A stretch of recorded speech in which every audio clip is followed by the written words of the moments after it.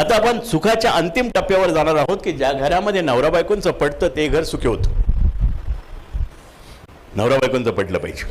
जसा मी आपल्याकडे आलो तसा आय टी इंडस्ट्रीमध्ये जातो. आय टी इंडस्ट्रीमध्ये 30 वर्षाच्या मुलाला 1,20,000 रुपये पगार आहे. तेवढाच त्याच्या बायकोला आहे. घटस्फोटाचं प्रमाण हे 11% आहे. म्हणजे आर्थिक सुबत्ता आली म्हणजे प्रश्न सुटला असं नाही. आर्थिक सुबत्ता आली म्हणजे आनंद मिळाला असं नाही. पुण्यामध्ये 3 वर्षापूर्वी 2 घटना घडल्या. लग्नाच्या वाढदिवसाच्या दिवशी तो बायकोला घेऊन 9 ते 12 पिक्चरला गेला. रात्री 1 वाजता नदीच्या पुलावर मोटरसायकल उभी केली. तिला सांगितलं तुला सरप्राईज गिफ्ट आहे, डोळे बंद कर. गिफ्टच्या आशेने तिने डोळे बंद केले, उचलली, नदीत टाकली. दुसरा एक जण महाबळेश्वरला घेऊन गेला, गाडीत गळा आवळला आणि दरीत फेकून दिली. काय चाललंय हे? पण आपल्या देशातल्या महिला एवढ्या स्ट्रॉंग आहेत की दोघीपैकी एकही मेली नाही.